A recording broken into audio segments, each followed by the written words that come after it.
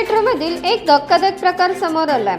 सध्या सोशल मीडियावर एक व्हिडिओ जोरदार व्हायरल होतोय, ज्यामध्ये एक व्यक्ती डब्यात बसून उघडपणे मद्यपान करताना दिसत आहे। हा प्रकार पाहून इतर प्रवासीही अस्वस्थ झाले, पण कोणीच काही बोललं नाही।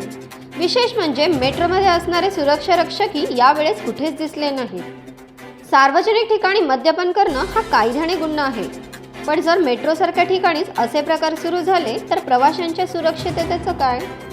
या प्रकाराबाबत मेट्रो प्रशासनाने लवकरात लवकर कारवाई करावी, अशी मागणी आता प्रवाशांकडून होत आहे।